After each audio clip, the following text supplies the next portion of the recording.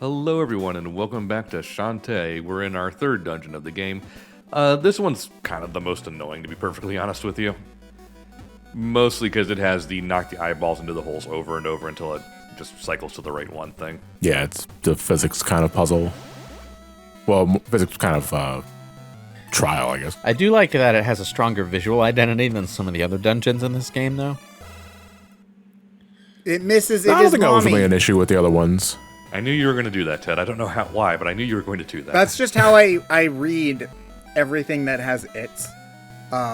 Whenever something says its, I in my head will always read it is if it's got an apostrophe. So. Well, I wanted to get a conversation going, I guess, based on what we're talking about at the end of the last part about like why you wouldn't go after like physical copies of this game because of just how fucking expensive they are, especially nowadays where I fear retro games are, especially because of this fucking grading system, are being sold at absolutely exuberant prices. Oh wait, are they grading video games like Pokemon and Magic cards now? Well, I mean, they've done that for a while. Grading yeah, it's been a thing for a while. Yeah, so like this was a big thing for sports cards, Pokemon cards, Magic the Gathering cards, where like you would have cards be graded from like I think it's 1 to 9 or 1 to 10.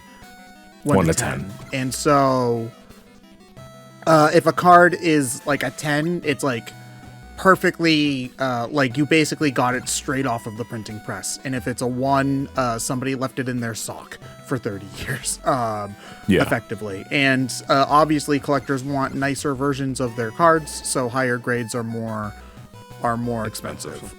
So like cool, like that's neat, I suppose, but at the same time, like it does really if the only versions of something you can find are graded, that just makes it even more expensive. You know, if you don't care, because people, here's the thing, for really old and rare things, people will grade them even if the grade's not very high. Like, let's say that somebody found a Comic books from like the 30s and stuff. Comic books from the 30s, or like, let's say somebody found a Blastoise Pokemon card that they kept in a shoebox for years. It would probably be graded like a 5.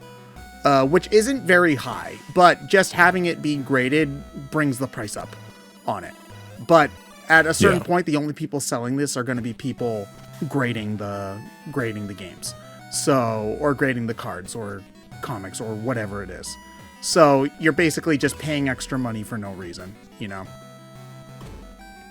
Just to say that you have it. And I mean, essentially, I'm not against collecting. I love collecting stuff. But I do too, but I'm not going to spend fucking like $5-6 grand on a copy of a special edition of Final Fight on the Super Nintendo that let you use Guy, you know? I'm bringing it up because I haven't done game shopping yet, like out of too many games in a long time, because I'm at a point where I'm fine. Like I'm happy with my collection as it is. But that was like half of the vendors at this year's TMG was graded vendors. Yeah, I remember seeing that. Ugh. yeah, and I mean, just in general, games have gotten a lot more expensive. Like I remember. You better hope you save a lot of your PS2, GameCube, Xbox games, because those are going so high in price now. 3DS games skyrocketed in price, just like the system. They were still selling 3DSs when they. Wait until the end of, was it March of next year? Yeah. When the shops close. I'm the just shop sitting closes here down. listening to this, and I'm like, bring on the GOG revolution. I mean, it's one of the big reason. Like, I mean, people who watch this channel a lot will know I'm generally not very pro emulation, because I think a lot of the times if you can buy something from an official source, you should, because that supports the devs. Well, I mean, but there's emulation, and then there's, you know, pirating. Yeah. They're two different issues. Like, I own both 3 Houses and 3 Hopes. Yeah. But like, after my first playthrough on the Switch, I'm basically never gonna play it on the Switch again, because you can just get a smoother resolution playing it on a Switch emulator. Yeah. And goddamn, do those games need it, because that aliasing, man. but basically, my point is that like some games are just going to be price gated, without, because, Yeah. if it was only ever, if Shantae didn't get its modern ports, it would probably be even more expensive on the GVC than it already is. And it's already one of the most rare. I was very much the same way, Ted. Like as early as I want to say maybe 10 years ago, I was like, you should only emulate games you already own just for the sake of convenience. But nowadays, especially if a game is never getting physically re-released or digitally re-released, and if this is like the only legitimate means of playing it, you go right the fuck ahead. Because it's just not feasible to play it by its original intention anymore. Generally, my mindset about it is, what does the best for the people who made the game? Because I still do firmly believe that people should be paid for their work. Please turn off ad block. Who said that? So I do believe people should be paid for their work. But here's the thing. If you're buying, Final Fantasy IV SNES on SNES and it's graded 9.0 and it's $500 or something like that, Square isn't getting your money.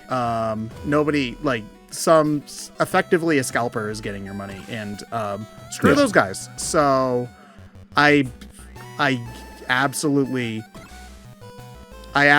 understand where people are coming from with this, and the answer is, harass big companies to make sure that their games get up. Well, that's always the answer. It's always morally correct. I'm generally with John, where it's like, if the game is not available by any legal means, well, then do whatever the hell you need to. So it's like the one example I always kind of use, because it's kind of the easiest to get a grasp on, is Batman NES, because that's a good game. Sunsoft does not exist anymore, so that's not going to happen. DC and Warner are never going to re-release that game. So there's any used copy you buy is not going to anyone who had anything to do with that game. Yeah, that's what I was getting at. Yeah, so it's one of those things where it's like, okay, it's a 30-year-old NES game, just emulate it. That's the argument in favor of allowing game torrenting distributors to continue doing their thing, right? Is the classification of abandonware and what that means for game preservation. But companies can, if they choose, do cool things, like the one cool thing Bethesda has ever done in their life, which is release Elder Scrolls 1 and 2 for free. I mean, it used to be you could only download that on through their website, but it's on Steam now too. I mean, so the big companies that need to be harassed about this the most, and I specifically mean companies and not social media people, because the Twitter person for Sony can't get. Yeah, don't take it out on the unpaid interns, for God's sake. But there's no reason that I don't freaking know. Mega Man X2 isn't on the Nintendo Switch thing. The Switch SNES thing, or there's not. But it's on the X collection, so it is available. I'm picking a game off the top of my head, something that people play. And people it's not obscure. Mega Man X2 is not an obscure game, so why is that not on the SNES? Well, if you want a good easy list of examples for what you're talking about, Ted, just look at the entire Sega Saturn library. Oh, yeah. I mean, if you want to be that guy, you could say, yeah, but the Sega Saturn's really hard to emulate, and I guess that's technically true. Well, it was really hard to emulate in the past, but I got it to work Shining Force 3 just fine. Yeah, so it's also the year 2022, so I don't see why they can't put the money and time into making a good emulator. Because Nintendo certainly doesn't seem that they can do that for the N64. Did you know that Kirby 64, if you got hit once in any of the underwater levels on the original version of the N64 port on Switch, the game would just soft lock and you would freeze? Getting hit once put Kirby into his hurt animation, and he wouldn't leave it. So the thing that always gets me is just specifically with 3D All-Stars, they showed that they have a perfectly good GameCube emulator that could run probably anything they wanted to. So why haven't you re-released basically anything from that console? That's my big takeaway whenever like companies decide to release collections that folks have wanted for years. They see the positive reception with it and they don't do anything with it afterwards. It's like the most recent example I could think of is like the TMNT like Cowabunga collection. Now it helps that we also got Shredder's Revenge on top of that too. But I like the Cowabunga collection was like a really big fucking win for me specifically because a lot of those games, especially like Hyper Stunt Heist, had never gotten re-released. And from Super Nintendo had never been re-released in that. Spider Form. Yeah, but I mean, and those are also, it's not like the TMNT games those were a big deal in the time. And honestly, it's a miracle they could do it, like, and have them all together, because I'm sure that's a licensing rights nightmare. Not really, because they were all Konami. They were all Back Konami. to the game. Oh, well, They're then all they had, Konami. okay, but here's the thing, they also have to work with Konami. Back to the game for 30 seconds. I just want to lodge a complaint that they made the spider form so goddamn slow. Because it's like purely something that they did on purpose to make you not want to stay in spider form. But have you ever seen a spider move? Those fucking things are fast, man. I don't get why spider form exists, because it's basically just monkey form, only you're walking on the background instead of on the walls. I mean, I know why it exists, and that's because in these days it was considered fairly cool to be able to use the background as an interactable element. It made the game feel more... technically, it's really no different than Mario holding onto the gates in Super Mario World. Well, yeah, I know, but that was in 1991. That's the point. It's supposed to make the world of the game feel more three-dimensional, even though it's still 2D. Back in the day, those kind of flourishes were fairly common, and, you know, kids ate it up. Yeah, as I've grown older, though, these sort of very specific, this power is for this specific block or platform kind of abilities. That's my entire argument against the power-ups in Mario 64. So, yeah, situational shit. I fully understand. I mean, I'm trying to think, like, at least in Mario Galaxy, I guess Mario Galaxy kind of has the same thing. Like, I was gonna say you're not using Spring Mario for any other scenario where Spring Mario is required. I don't think they're just as, every power up in Galaxy is just a situational 64. They just have more of them. I think you can skip every instance of Spring Mario. In Galaxy 1, yes. In 2, not so much. You don't ever have to use it. So how do you control which direction the stupid eye is facing? You don't. That's random on where the eye goes. You don't. Oh, wonderful. It's completely random on what the eye faces when it enters the socket. Ugh. I lost the run to RNG.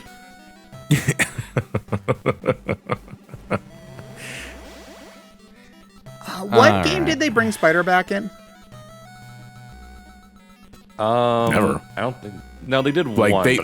They brought a spider power up back, but it's not the same as in this game because there's a spider power up in Half Genie Hero. Yeah, no, I remember it being fun in that game. Yeah. But you don't use it much there either, though. I mean, because I remember you getting it pretty late. Yeah, I mean, every game's gonna have a power. Like every game like this, you're gonna have a power up that just isn't used all that much. You know, because it just happens later in the game. Yeah. A lot of the times you'll also get stuff that just. Anytime you get one of these context-sensitive sort of things, like the grapple beam in Metroid, or I was trying to think of an example from Castlevania Aria of Sorrow, but that game's good and doesn't have bullshit like this. What? Well, in Castlevania, normally the double jump is a upgrade, and then later on they'll give you like the gravity boost to let you just jump really high. Yeah, but that's not like a and you can but that's not like context sensitive nonsense. That's like improving your movement, and it's like it's so freeing whenever you unlock a good mobility upgrade in a Metroidvania. It's like one of the best. I got the double jump. Oh crap! Now I had to go back through everywhere I went to see if there's a ledge I can reach. Mean, I never get tired of that feeling though.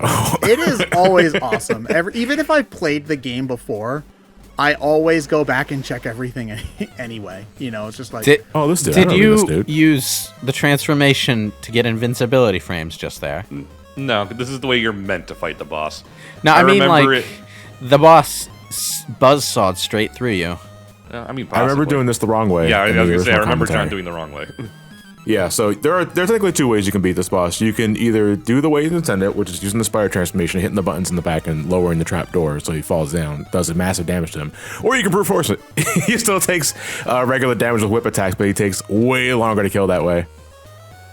It's funny because I didn't immediately think to use the spider form in this fight because until here, the game trains you to only use spiders for spider webs in the Yeah, it background. doesn't look like something you should grab on, and I thought that the buttons were just like a background object. Yeah. Yeah. Things It's one of those. It's one of those things I only thought to do it just via Zelda logic,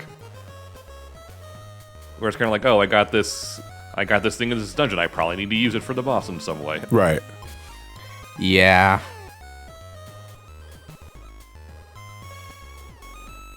It is kind of a fun little gimmick, but really brain dead easy once you figure it out.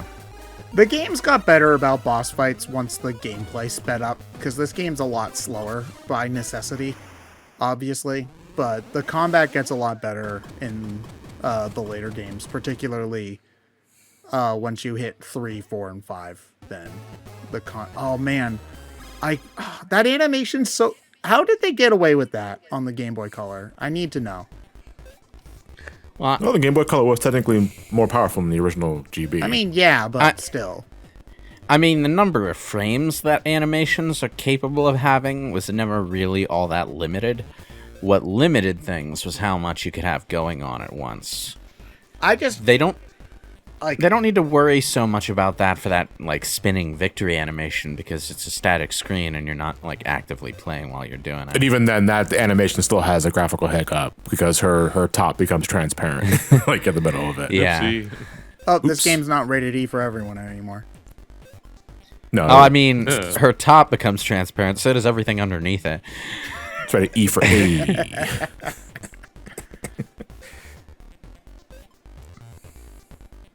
Okay. Oh man, I fucking love when our parts end with like 10 seconds. I mean, how do you follow that up? I don't know, but all right, well, technically saved it, I guess.